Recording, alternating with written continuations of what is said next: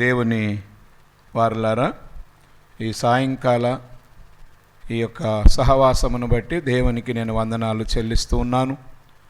2024వ సంవత్సరం మరి మనందరం సజీవ లెక్కలో ఉండడం దేవుని యొక్క కృప, దేవుని చిత్తమని దేవుడు మన ఎడల చూపినటువంటి కృప కొరకు దేవునికి నేను వందనాలు చెల్లిస్తూ ఉన్నాను.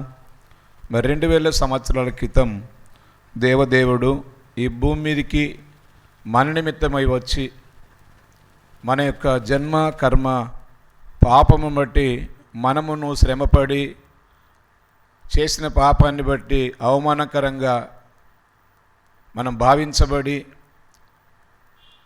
పాప ఫలితంగా వచ్చు జీతం మరణం కాబట్టి మనం మరణించవలసిన ఆ పరిస్థితుల్లో దేవుడు ఈ భూమి మీద మన నిమిత్తమై వచ్చి ఆయన శ్రమపడి అవమానించబడి మరణించి తిరిగి లేచిన మరి దినములను బట్టి దేవునికి వందనాలు చెల్లిస్తూ ప్రత్యేకంగా ఆయన శ్రమపడినటువంటి దినములను మనం ఈ రీతిగా ఆచరించుటకు దేవుడు మనకిచ్చిన గొప్ప భాగ్యం కొరకు దేవునికి వందనాలు చెల్లించబద్దులమై ఉంటున్నాం.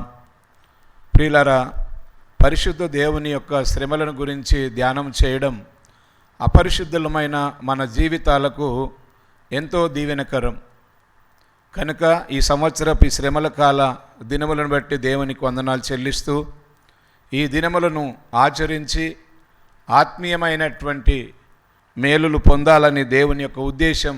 అందును బట్టి మనలను సజీవ లెక్కలో ఉంచి ఆయన సన్నిధికి తీసుకొని వచ్చినాడని నా ప్రగాఢమైన విశ్వాసం.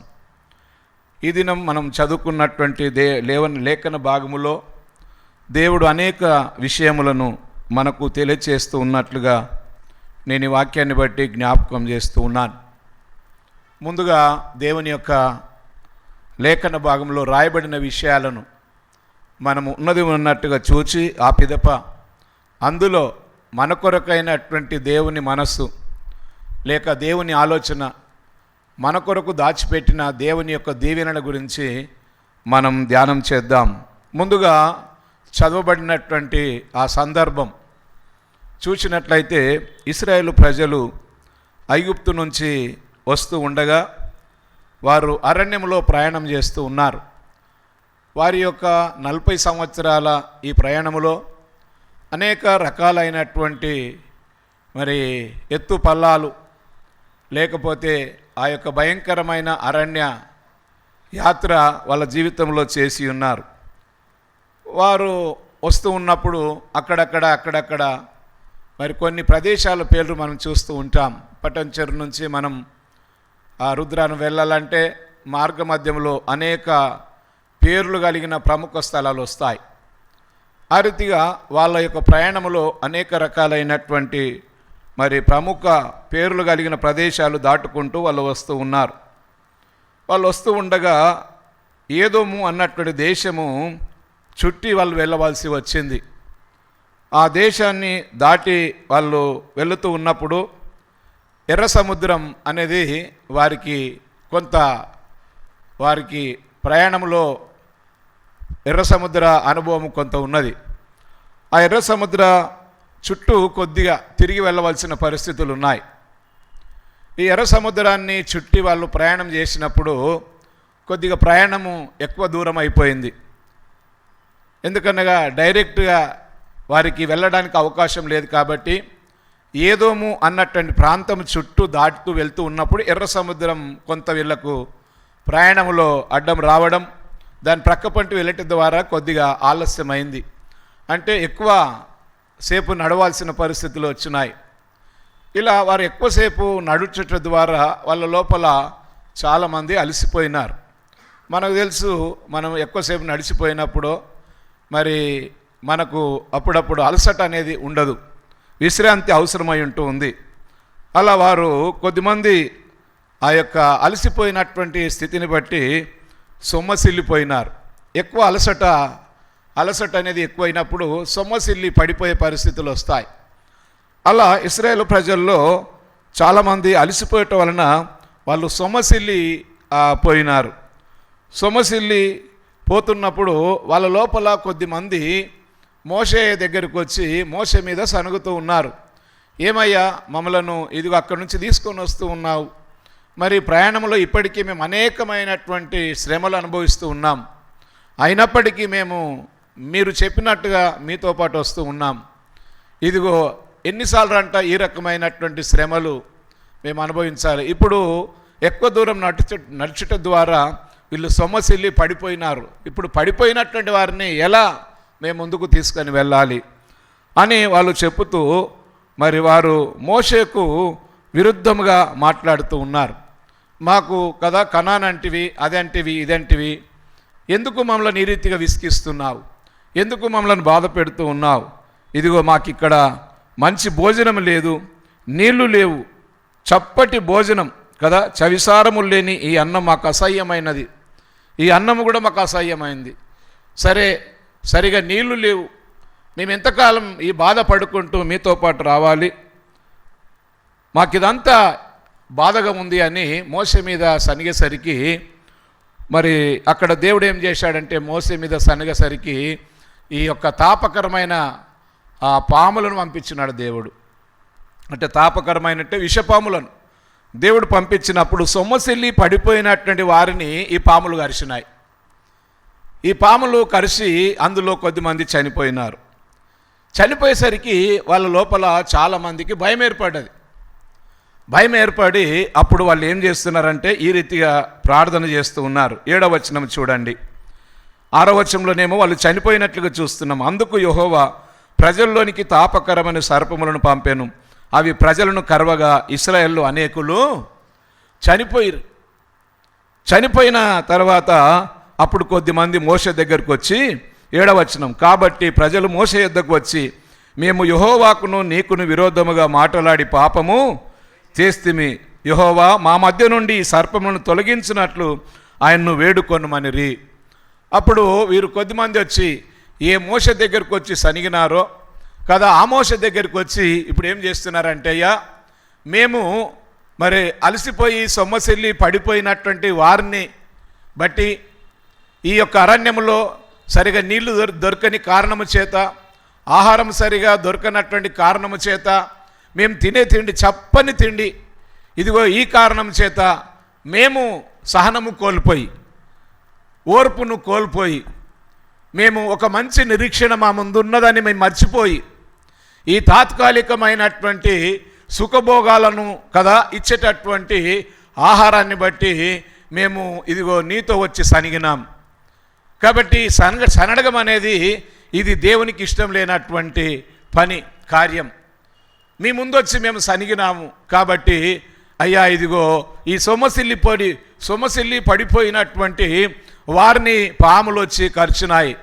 ఈ పాములు వచ్చి కరవడం అనేది మేము ఇదిగో దేవునికి నీకు విరుద్ధంగా పాపం చేసినందుకే మాకు శ్రమలు వచ్చాయి, ఈ అవమానం వచ్చింది, మరణం మా వారికి వచ్చింది.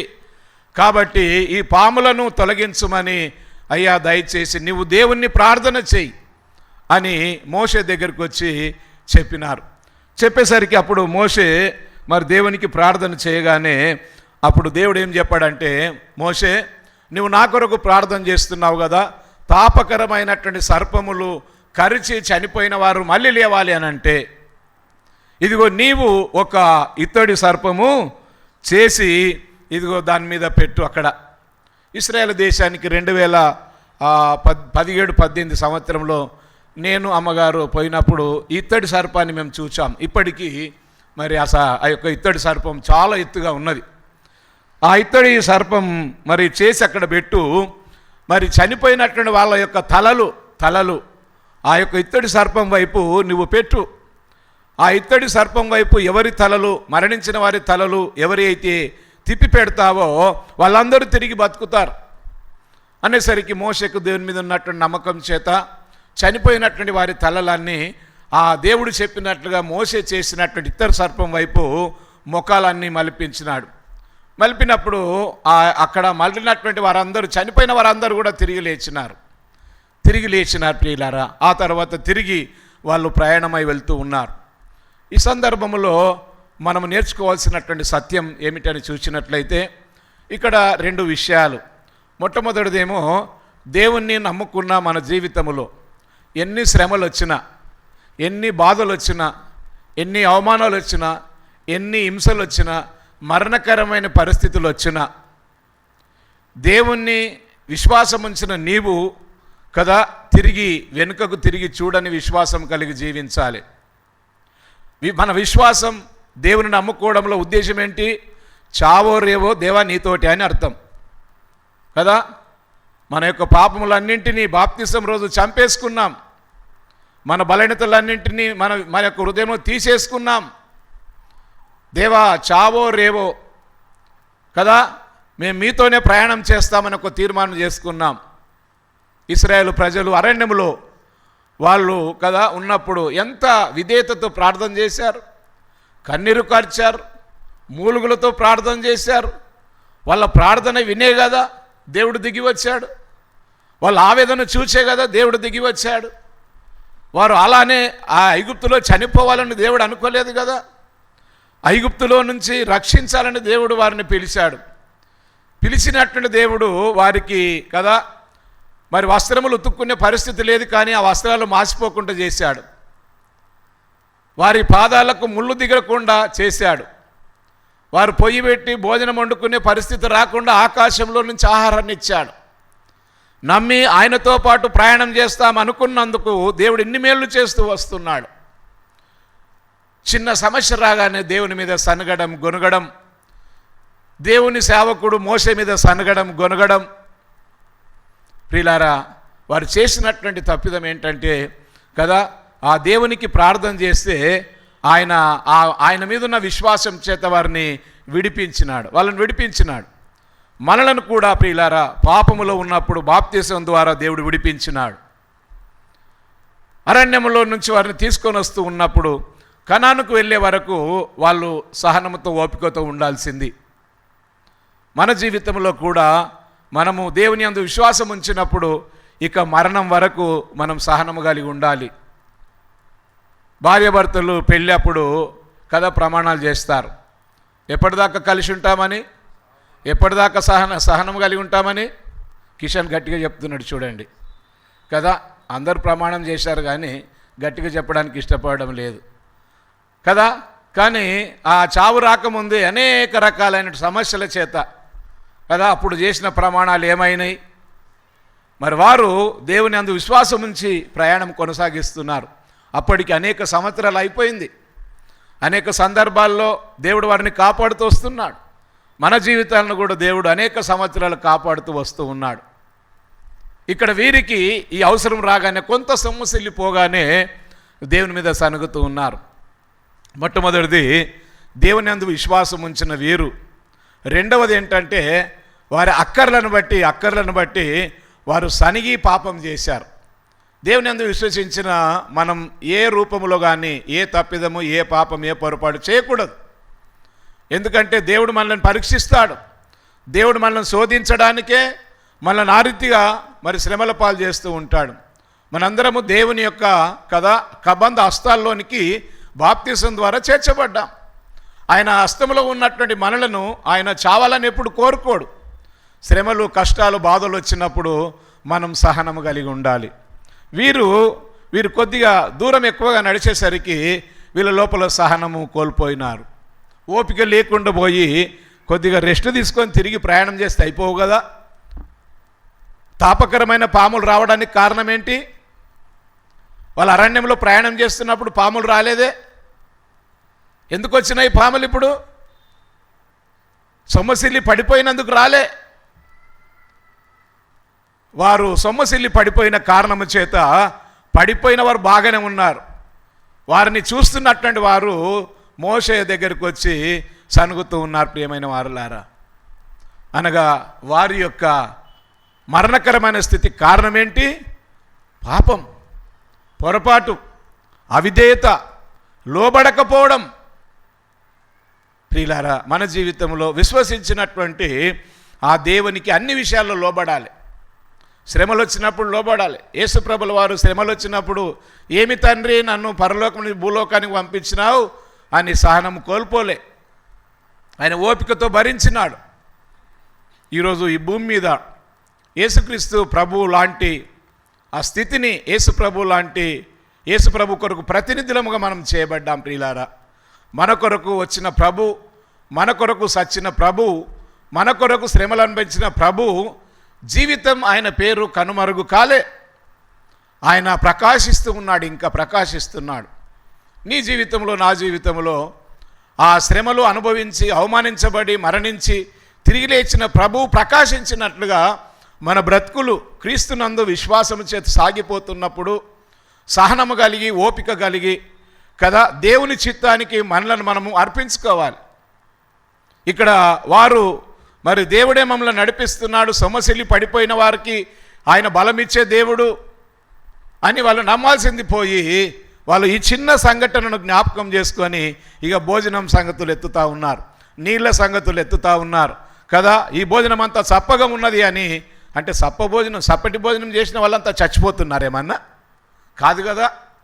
అప్పుడప్పుడు మరి ఈ మధ్యకాలంలో మనం శ్రమల దినాలలో మనందరం కదా సుఖభోగాలు తక్కువ చేసుకోవాలి, రుచికరమైన భోజనాలు చేయకూడదు, మనకిష్టమైనవి కదా మానుకుంటే దేవుడు మహిమపరచబడతాడు. కాబట్టి మటన్ చికెన్ మానేయాలంటే దాని మీద ఉన్నటువంటి ప్రేమ చేత, దాని మీద ఉన్నటువంటి మక్కువ చేత, దాని మీద ఉన్నటువంటి అభిమానము చేత కదా ఏమంటారంటే దేవుడు వద్దని చెప్పాడా కదా, బైబిల్లో ఉన్నదా అంటే ప్రియమైన వారలారా, దాన్ని ప్రేమించుతున్నావే, అది నీకు ఇష్టమైంది. దేవుడు శ్రమపడిన దినాలు ఆచరిస్తున్నప్పుడు నీకు ఇష్టమైంది మానుకోవడంలో తప్పేముంది? అంటే అది శరీరానికి సుఖాన్ని ఇచ్చేది కదా. ఆయన సుఖాన్ని వదిలిపెట్టి భూలోకానికి వచ్చాడు. అయ్యా, నా కొరకు నీవు సుఖాన్ని, సర్వసుఖాలు వదిలిపెట్టుకొని వచ్చావు, నా యొక్క జన్మకర్మ పాపములను విమోచించడానికి వచ్చావు. అయ్యా, నేను కూడా ఈ కొన్ని దినాలు ఈ సుఖాన్ని వదులుతాను, ఇదిగో నీ మహిమ కొరకు ఉంటానని ప్రార్థన చేయడం ద్వారా మనకు ప్రయోజనకరమే కదా. ప్రియులారా, ఇక్కడ వీరు సొమ్మసిల్లి పడిపోయినందును బట్టి వారు మోషే మీద సనుగుతూ ఉన్నారు కదా. పాపం వలన వచ్చి జీతం ఏమని రాయబడింది వాక్యంలో? మరణము కదా. ఇప్పుడు వాళ్ళు విశ్వసించినటువంటి వారు సనిగినారు. సనగడం అనేది పాపం, పాపం వలన వచ్చి జీతం మరణం. ఇప్పుడు పాములు వచ్చి వారిని కరిచినాయి. మరి దీనికి విరుగుడు లేదా? మరణానికి విరుగుడు లేదా? విరుగుడు ఉంది. ఏమిటి ఆ విరుగుడు? చేసిన పాపాన్ని ఒప్పుకోవాలి, చేసిన పాపాన్ని ఒప్పుకోవాలి. ఇప్పుడు ఈ మోషే దగ్గరికి కదా ముందు వాళ్ళు సొమ్మసిల్లి పడిపోయినప్పుడు ఎవరైతే వచ్చి అయ్యా ఏంటి మమ్మల్ని ఇలా బాధ పెడుతున్నావు, మాకు ఐగుప్తులోనే బాగుండే అని మోషే మీద సనిగినారో, మరి సనిగిన తర్వాత ఆ తాపకరం పాములు వచ్చి కరిచేసరికి చనిపోయినటువంటి వారిని చూసి వీళ్ళు భయపడిపోయినారు. నిజంగా చెప్పాలంటే ఇంకా మోషే మీద వచ్చి ఇంకెక్కువ సనగాలి. ఏంటయ్యా, మేము మేము మీ దగ్గరికి వచ్చి సొమ్మసిల్లి పడిపోయినటువంటి వారిని బట్టి బాగు చేయమని మేము మీ దగ్గరికి వచ్చి మనవి చేస్తే కొంత మేము సనిగినాం, వారిని లేపాలని ప్రార్థన చేయమని నేను అడిగినాం. ఇదిగో ఏంటి మాకు మరింత ఈ శిక్ష అని వారు ఆయన దగ్గరికి వచ్చి బాధ పెట్టాలి. కానీ వాళ్ళకి అర్థమైపోయింది ప్రియులారా, వారికి అర్థమైపోయింది ఇదిగో శ్రమలో, బాధలలో, హింసలలో మేము సనిగితే ప్రయోజనము లేదు, దేవుని నమ్మినందుకే వచ్చినాయి అని సనగడం కాదు ప్రియులారా. మన జీవితంలో ఎవరైనా అలాంటి స్థితిలో ఉంటే, దేవుని నమ్మకపోతే, మేము విశాలమైన ఈ ప్రపంచంలో కదా అన్ని సుఖభోగాలు అనుభవిస్తుంటిమి, ఈ దేవుని నమ్మినందుకే కదా పత్యము లాంటి జీవితం, చవిసారము లేనటువంటి భోజనం, శ్రమలు, కష్టాలు, అవమానాలు వచ్చినప్పుడు భరించడం, తర్వాత కోపాన్ని ప్రదర్శించకపోవడం, ఆవేశాన్ని ప్రదర్శించకపోవడం, ఇదంతా దేవుని నమ్మినట్టుకే వచ్చింది కదా అని ఈ జీవితం వ్యర్థము అని అనుకుంటారు చాలామంది ప్రియులారా. కానీ ఒక్కసారి యేసు ప్రభు జీవితాన్ని చూసినట్లయితే ఆయన సర్వసుఖాలు వదిలిపెట్టుకొని ఏ మానవుడు భరించనన్ని బాధలు ఆయన భరించినాడు. కేవలము సత్యానికి కట్టుబడి, కేవలం కదా ఆయన పరలోక సంబంధమైనటువంటి బిడ్డలమని మనకు రుజువు చేయడానికి ఆయన భరించినాడు. భరించిన ఆయన కనుమరుగు కాలేదే, శ్రమపడ్డ ఆయన కనుమరుగు కాలేదే, ఆయన పేరు కనుమరుగు కాలేదే.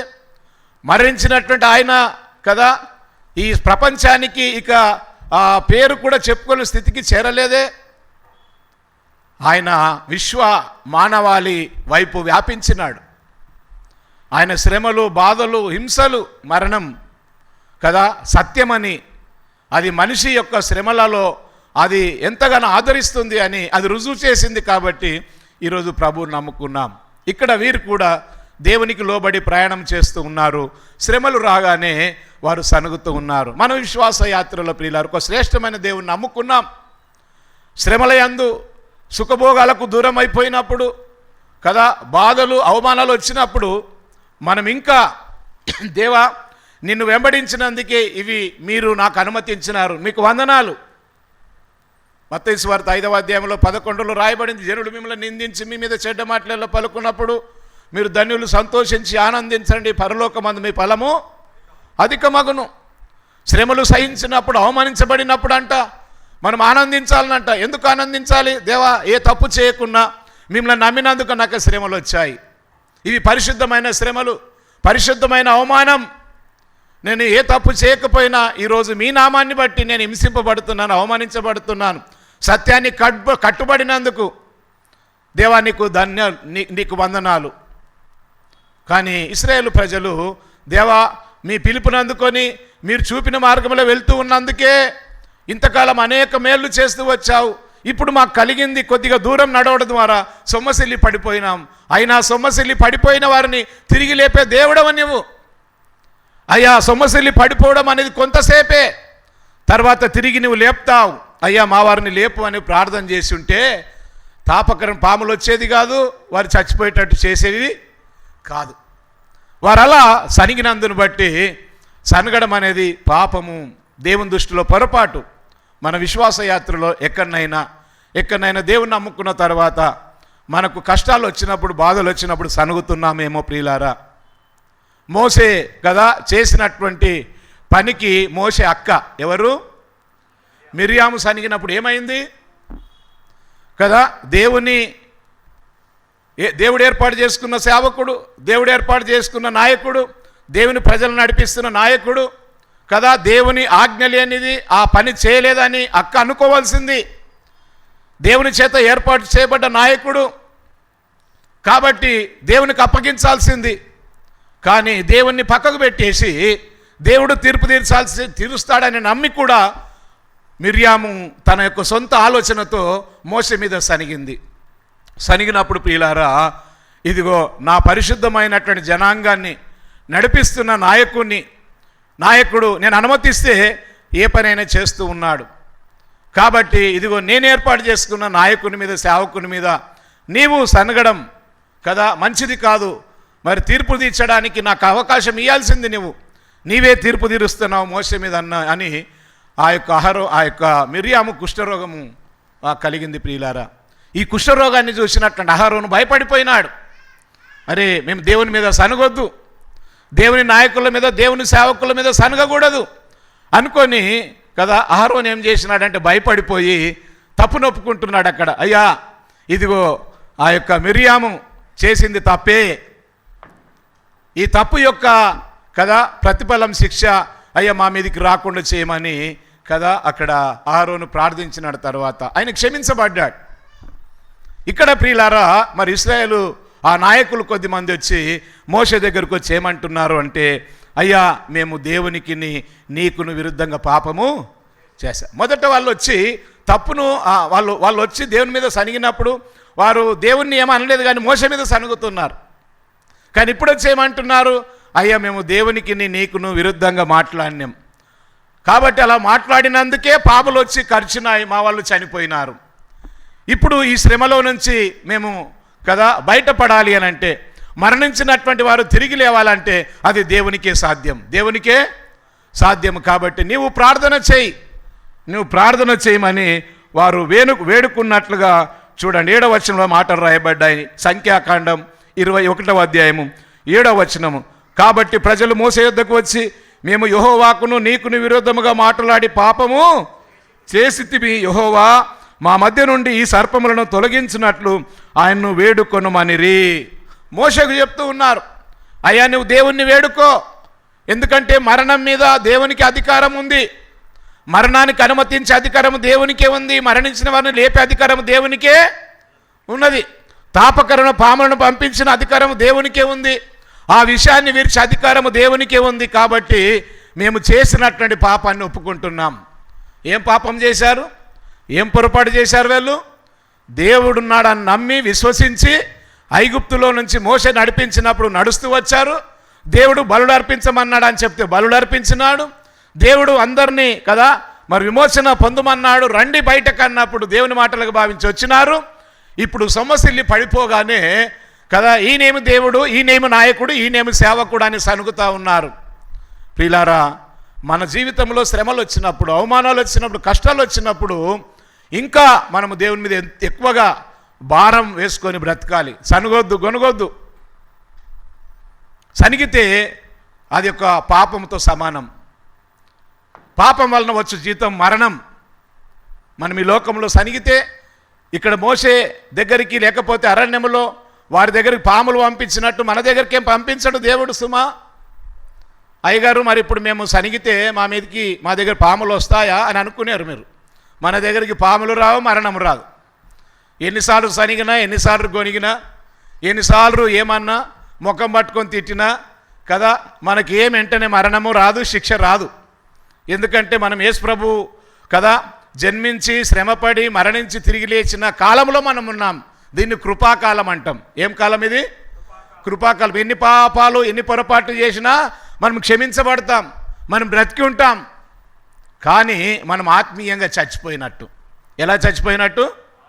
ఆత్మీయంగా అంటే దేవుని ఆత్మను చంపినట్టు. ఆత్మీయంగా ఈ లోకంలో దేవుని విరుద్ధంగా పాపాలు చేసి కదా మనం ఇంకా గర్వంతో ఆగిపోతూ ఉంటే దీని ప్రతిఫలము చచ్చిన తర్వాత కనబడుతుంది. చచ్చిన తర్వాత కనబడుతుంది. ధనవంతునికి దరిద్రుని కనబడలేదా?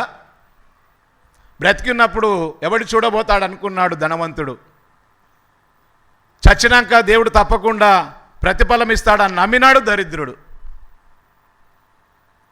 ఇశ్రాయేలు ప్రజలు దేవునికి విరుద్ధంగా సనగటం ద్వారా వారు మరణించాల్సిన పరిస్థితులు వచ్చినాయి. మనము సనిగితే, శ్రమల్లో, కష్టాల్లో, బాధల్లో గొణిగితే, దేవునికి అవిధేయముగా వెళ్ళిపోతే ప్రియులు మనం ఆత్మీయంగా చచ్చిపోయినట్టే.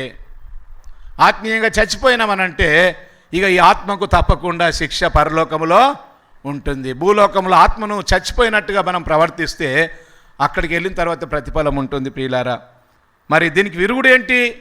చేసిన తప్పులకు ప్రతిఫలము ఏంటి అని చూస్తే కేవలం తిరిగి ఒప్పుకోవడమే. ఇశ్రాయేల్ ప్రజలు ఒప్పుకున్నారు కదా, వచ్చి అయ్యా మేము దేవునికి నీకును విరుద్ధంగా మాట్లాడినాం, మమ్మల్ని క్షమించమని దేవునికి ప్రార్థన చేయి. ఈరోజు దేవుడిచ్చిన ఈ శ్రమల కాలం ఏంటంటే, దేవుని శ్రమలను ఎందుకు ధ్యానం చేస్తున్నామని అంటే, మనం సంవత్సరం అంతా కదా ఎక్కడెక్కడ దేవునికి విరుద్ధంగా మనం మాట్లాడినాము, ప్రయాణం చేసినాము, జ్ఞాపకం తెచ్చుకోవాలి. ప్రియులారా, అవిధేయముగా జీవించినాము. వీళ్ళు అరణ్యములో మోషే దగ్గరకు వచ్చి అవిధేయత మాటలు మాట్లాడినారు, దేవుని మీద సనిగినారు.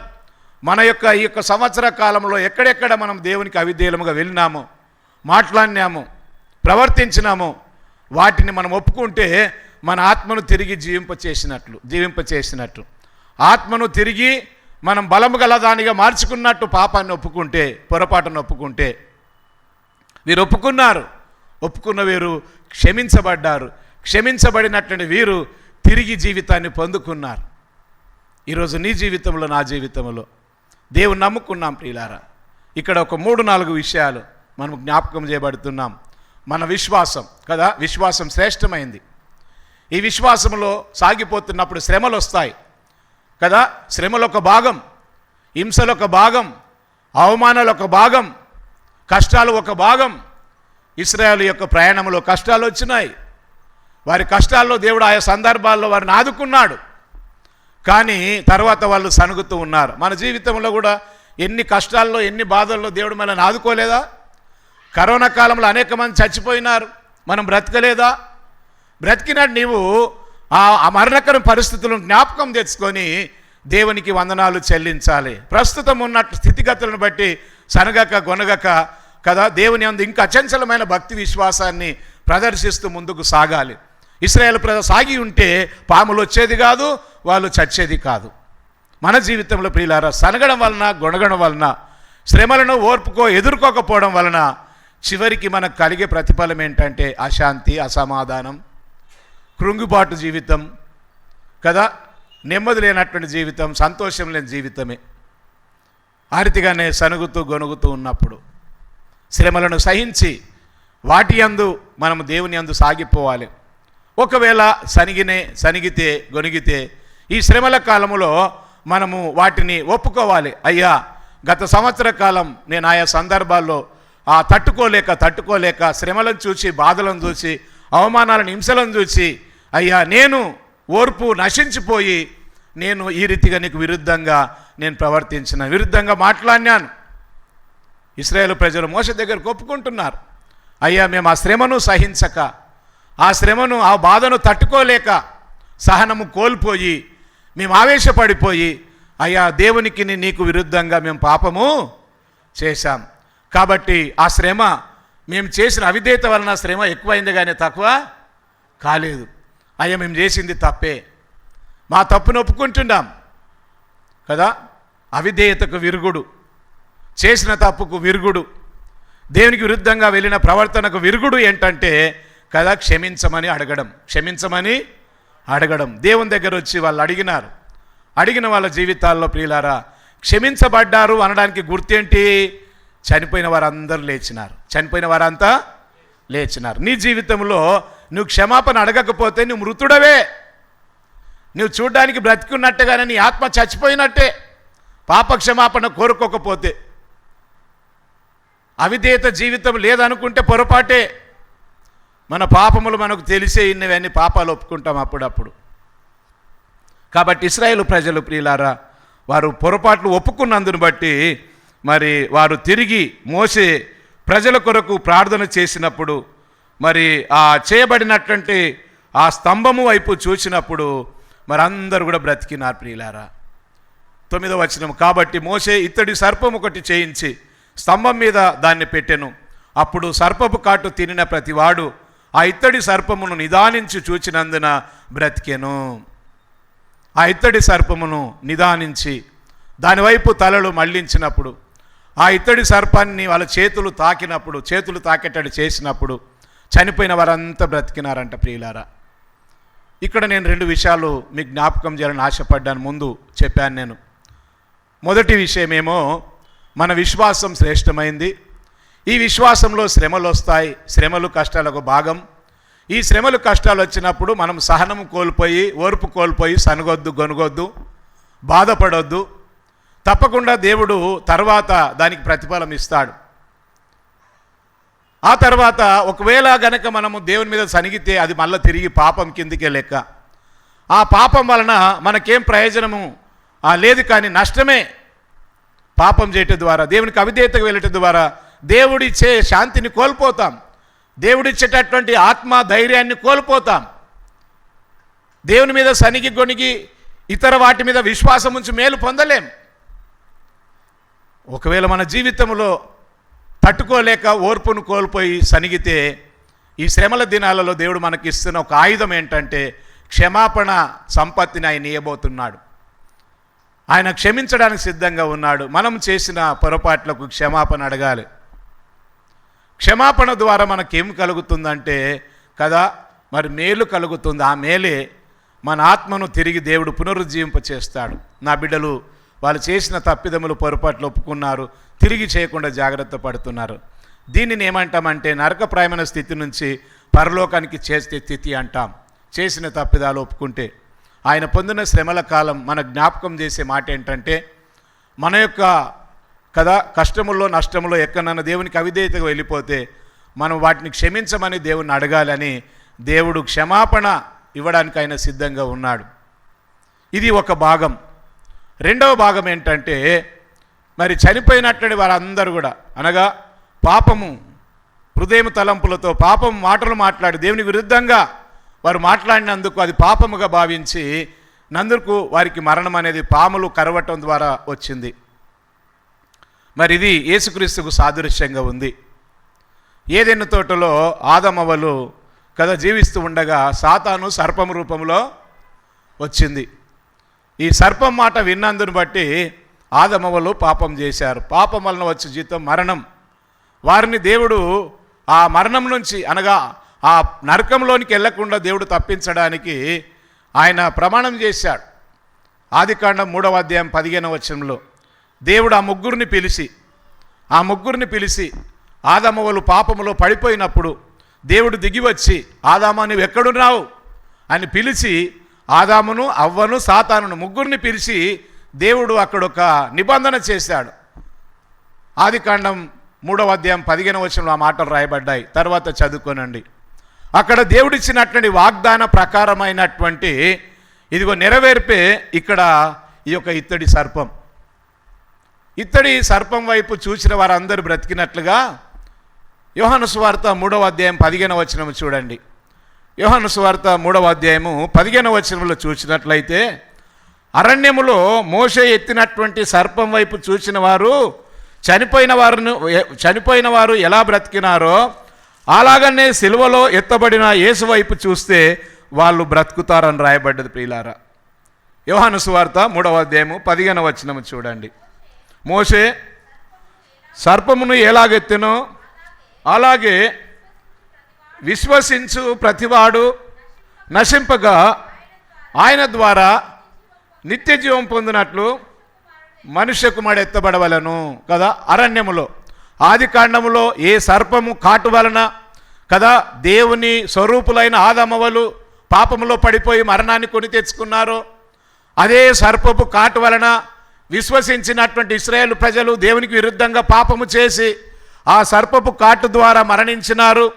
ఆ సర్పపు కాటు ద్వారా మరణించిన వారు తిరిగి లేవాలంటే సర్పము కంటే బలమైన యేసు నామములోనే పాపాపు విరుగుడు ఉన్నది అని జ్ఞాపకం చేస్తూ వారు ఆ ఇత్తడి సర్పం చూసిన వారు బ్రతికినట్లుగా ఈ లోకములో కదా ఎంతమంది జన్మ కర్మ పాపములో ఉన్నారో వీరందరూ కూడా మరి యేసు వైపు చూసినట్లయితే, ఎందుకంటే సాతాను అన్నటువంటి పాము రూపంలో వచ్చిన సాతాను మాట వినటం ద్వారా మరి మనుషులు పాపంలో పడిపోయారు.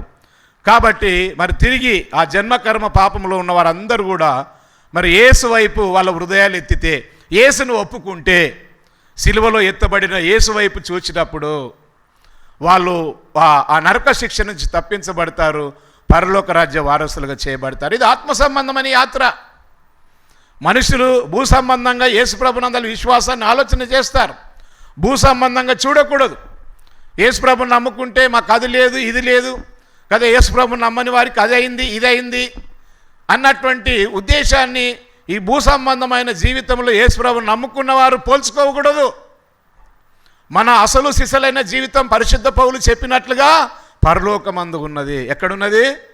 పరలోకమందున్నది. దాని కొరకు మనం ఇంత కట్టుదిట్టమైనటువంటి విధానాలలో క్రీస్తునందలి విశ్వాసంలో సాగిపోవాలి ప్రియులారా.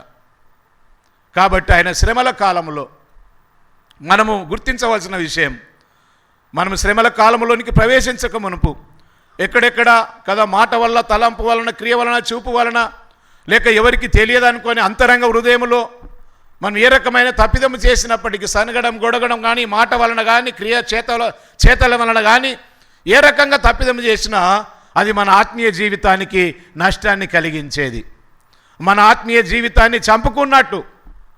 అది తిరిగి మనం పునరుజ్జీవాన్ని పొందుకోవాలంటే దేవుని ఎదుట పశ్చాత్తాపడాలి, ప్రార్థన చేయాలి. ఇశ్రాయేల్లో పెద్దలు మోషే దగ్గరకు వచ్చి ఏమన్నారు? అయ్యా, ఇదిగో మేము కదా సొమ్మసిల్లి పడిపోయిన దాన్ని బట్టి మేము సనిగినాం, మంచి భోజనం లేదని సనిగినాం, దానివలన మేము మరింత నష్టాన్ని కొని తెచ్చుకున్నాం, ఇదిగో మా వారిని మేము పోగొట్టుకున్నాం చనగడం వలన. కాబట్టి అయ్యా, మేము దేవునికి నీకు విరుద్ధంగా పాపం చేశాం, దయచేసి ఈ పాము వలన వచ్చిన మరణం తీసివేయమని ప్రార్థన చేయమన్నారు. అంటే మన జీవితంలో తప్పులను ఒప్పుకొని చేయడానికి ఈ యొక్క శ్రమల కాలం, మన పొరపాట్లు ఒప్పుకోవడానికి శ్రమల కాలం ప్రియులారా. కాబట్టి దేవుడిచ్చిన శ్రేష్టమైన అవకాశం ఇది. మన బలహీనతలను మనం ఒప్పుకోవడం. ప్రతి ఒక్కరం కూడా ప్రొద్దుట లేచింది మొదలుకొని పడుకునే లోపు ఏ చిన్న పొరపాటు చేయకుండా ఎవరం పడుకోము కదా. మనం ఇంటిలో నుంచి బయటికి వెళ్ళకుండా అయినా సరే ఏదన్నా చిన్న పొరపాటు మన హృదయంలోనన్నా తలస్తాం, అది కూడా తప్పే దేవుని దృష్టిలో. ఒక వ్యక్తి ఒక స్త్రీతో కదా వ్యభిచారం చేసిందే తప్పని మనుషులు అనుకుంటారు, కానీ యేసు ప్రభువు ఏమంటాడు? హృదయంలో కూడా తలంచకూడదు అంటాడు. అంటే ఆయన హృదయానికి ప్రాముఖ్యతనిస్తున్నాడు. అంత హృదయం అనేది కదా పరిశుద్ధతకు నిలయం. అక్కడి నుంచే కదా ఆలోచన వచ్చి మన జీవితాలను చెడగొడుతుంది, పడగొడుతుంది కదా, శిక్షకు లోనయ్యేటట్టు చేస్తుంది. కాబట్టి ప్రియులారా, ఈ రాత్రి సంఖ్యాకాండం 21వ అధ్యాయం 4-9 వచనాల్లో దేవుడు మన జీవితంలో కదా ఒక శ్రేష్టమైన విశ్వాసంలో సాగిపోతున్నామని, ఈ విశ్వాస యాత్రలో కష్టాలు వచ్చినప్పుడు, బాధలు కలిగినప్పుడు సనగకూడదని, సనిగితే అది పాపముతో సమానమని, దాని ద్వారా మన ఆత్మ చచ్చిపోయినట్టే అని, మనం తిరిగి మరి బలం పొందాలంటే చేసిన తప్పుదములు ఒప్పుకోవాలని, ఆ ఒప్పుకోవటం ద్వారా దేవుని క్షమాపణ పొందుకుంటాం, దేవుని యొక్క ఆశీర్వాదాలు పొందుకుంటాం. ఆశీర్వాదాలు మనకు ఆనందాన్ని కదా, సమాధానాన్ని, నెమ్మదిని కలగచేస్తాయి. ఈ శ్రమల కాల జీవితం మనకు ఆనందాన్ని ఇవ్వడానికి, మనకు శాంతినివ్వడానికి, ఎప్పుడు మనం చేసిన పొరపాటు ఒప్పుకున్నప్పుడు. ఇది కదా తప్పులను ఒప్పుకునే కాలం. ఏం కాలం ఇది? తప్పులను ఒప్పుకునే కాలం. ఏ తప్పులు? శ్రమల దినాల వరకు. పోయిన సంవత్సరం ఈస్టర్ పండుగ తర్వాత ఈ సంవత్సరం శ్రమల దినాల వరకు మధ్యకాలంలో ఎక్కడెక్కడ ఏ రకంగా మన ఇంటిలో కానీ బయట కానీ, భార్యాభర్తల మధ్య కానీ, పిల్లలు కానీ, అన్నదమ్ములు కానీ, అది దేవుని హృదయమును ఆయాసపెట్టేటటువంటి కార్యము. కాబట్టి ప్రియులారా, మనము తప్పులను పొరపాట్లను ఒప్పుకునే కాలమే ప్రభు శ్రమ పడినటువంటి కాలం. వాళ్ళు చూడు, ఇశ్రాయేల్ ప్రజలు మోషే దగ్గర వచ్చి సనిగినారు. మోషే దగ్గర సనిగినప్పుడు దేవుని పేరు ఎత్తలేదు వాళ్ళు. కానీ తాపకరం పాములు వచ్చి కరిచి చంపిన తర్వాత ఏమని ఒప్పుకుంటున్నారు? దేవుని దగ్గర వారు వచ్చి, మోషే నీకు విరుద్ధంగా మేము మాట్లాడినాం అంటలేరు. మేము దేవునికి నీకును విరుద్ధంగా పాపం చేసినాం అంటే వాళ్ళకు అర్థమైపోయింది ఏంటంటే, మేము మోషే దగ్గర వచ్చి సనిగితే పాములు వచ్చినాయి, మోషేకు పాములను పంపించే అధికారం ఉందా? మోషకు చంపే అధికారం ఉందా? లేదు. మేము మోషతో సనిగినాము, దేవుడిని ఏర్పాటు చేసుకున్న నాయకునితో సనిగినామంటే దేవుని ఎదుట సనిగినట్టే. దేవుని సేవకుడైన మోషతో సనిగినామంటే మేము దేవునితో సనిగినట్టే, దేవుని ఎదుట పాపం చేసినట్టే. కాబట్టి మేము మోషతో సనిగితే దేవుడు పాములు పంపించినాడు. వాళ్ళు అనుకున్నారు మేము మోష ఎదుట సనిగింది దేవునికి ఇష్టం లేదు, కాబట్టి దేవునికి అయ్యా నీకు మేము విరుద్ధంగా పాపం చేసినామన్నారు. లూకా సువార్త 15వ అధ్యాయంలో కూడా 20వ వచనంలో తప్పైన కుమారుడు కూడా తండ్రితో కొట్లాడిపోయినాడు మొదట. కానీ వచ్చిన తర్వాత ఏమని ఒప్పుకున్నాడు? అయ్యా దేవునికి నీకుని విరుద్ధంగా పాపము చేశానన్నాడు. తండ్రితో కొట్లాడిపోయినాడు కదా. గుడిలోకి వెళ్ళి ఆయన నివ్యం దేవుడు అని ఆయన అనుకొని వెళ్ళిపోలే, తండ్రితో కొట్లాడి వెళ్ళిపోయినాడు. కానీ వచ్చిన తర్వాత ఏమని ఒప్పుకున్నాడు? నా తండ్రికి నేను విరుద్ధంగా మాట్లాడితే, తండ్రిని నేను అవమానిస్తే నేను దేవుని అవమానించినట్టే అనుకొని వచ్చేమన్నాడు. తప్పిపోయిన కుమారుడు అంటే తండ్రి దగ్గర కదా ఆ ముఖము కిందికేసుకొని తలెత్తుకునేటటువంటి ధైర్యం లేక, అయ్యా నీకును కదా తండ్రికి విరుద్ధంగా పాపము చేశానని తప్పును ఒప్పుకున్నాడు. ఇశ్రాయేలు ప్రజలు కూడా నిజంగా వాళ్ళు చాలా భక్తి గలవారు. వాళ్ళలో భక్తి ఉన్నందుని బట్టే కదా ఐగుప్తులో శ్రమల్లో ఉన్నప్పుడు మూలుగులతో ప్రార్థన చేసినారు. వాళ్ళు మూలుగుతూ ప్రార్థన చేసినారు. భక్తి లేకుండా ప్రార్థన రాదే. కానీ చిన్న అవసరతను బట్టి సనుగుతున్నారు అరణ్యంలో.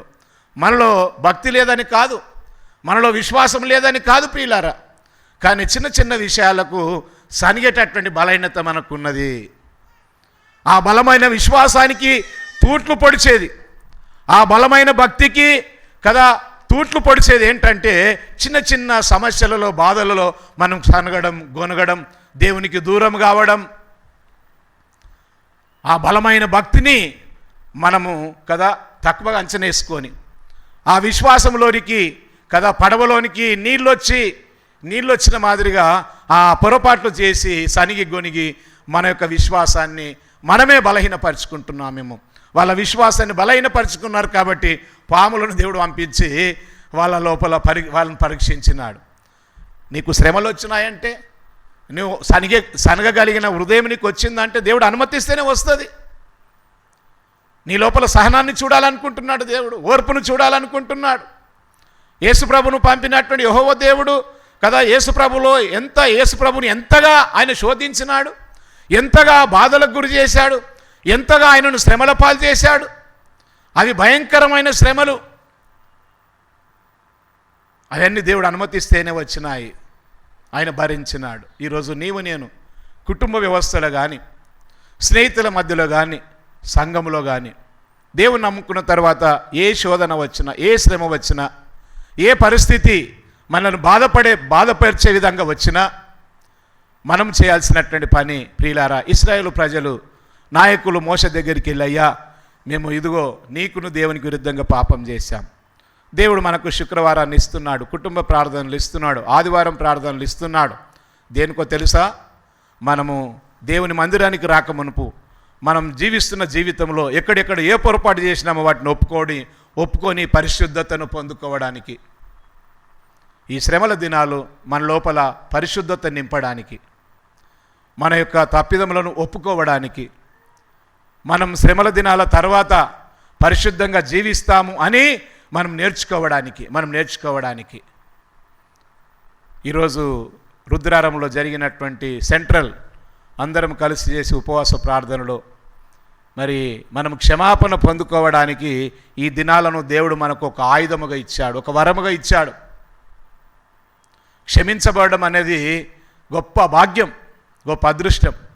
ఇప్పుడు గవర్నమెంట్ వారు చెరసాల్లో ఉన్నవారిని కదా, మరి మంచి ప్రవర్తన గల వారిని వదిలిపెట్టాలనుకుంటున్నాము, ఒక లిస్టు తయారు చేయండి అని అధికారులకు ఆర్డర్ ఇచ్చారు. వాళ్ళకు విడుదల పొందడానికి వాళ్ళకి ఎంతో సంతోషమో, మేము క్షమించబడుతున్నాం శిక్ష నుంచి అని.